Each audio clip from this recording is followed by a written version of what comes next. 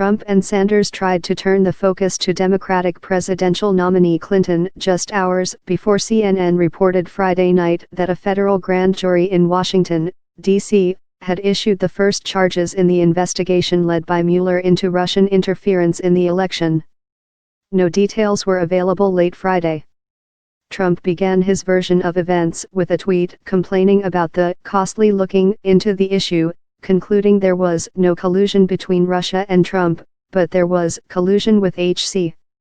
He followed up with a tweet linking to a Fox News piece by anchor Chris Wallace insisting there was more evidence of collusion between the Democrats and the Russians than there was between the Trump campaign and the Kremlin, despite known meetings between former Trump campaign chairman Paul Manafort, Trump's son Donald Jr. and Trump's son-in-law and advisor Jared Kushner with people linked to the Kremlin during the campaign. Later in the day, when asked about Trump's tweet, Sanders insisted, "I think we are seeing now that if there was any collusion with Russia, it was between the DNC Democratic National Committee and the Clintons, and certainly not our campaign." She added, "Congress has spent a great deal of time on this. All of your news organizations have probably spent a lot of money on this as well, which we would consider probably a pretty big waste. I think that our position hasn't changed since day one." When Acosta pressed Sanders, "Where is the president's evidence that Hillary Clinton colluded with the Russians?"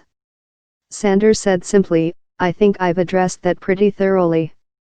Trump did not say since day one, as Sanders insisted, that Clinton was somehow involved in colluding with the Russians.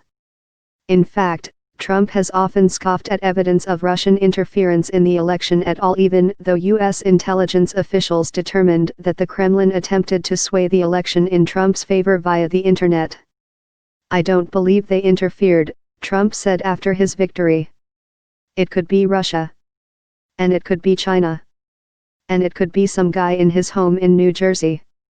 Accusations about Russian collusion with the Democrats arose following a report in the Washington Post this week that the DNC helped pay for a secret dossier by former British spy Christopher Steele on alleged ties between Trump and Russia during the presidential campaign. But the Post reported Friday that the conservative publication The Washington Free Beacon has now said that it was the first to fund research by a Washington firm into Republican presidential candidates, which eventually led to the Trump dossier after the Beacon was no longer part of the project. Sanders said of the deal, "I can tell you that we do think that there's a lot of cause for concern regarding that deal, and we certainly think it should be looked into." House and Senate Republican leaders have announced they are launching 2 investigations into the Uranium One decision. Correction, an earlier version of this article referred to David Wallace. The Fox News anchor is named Chris Wallace.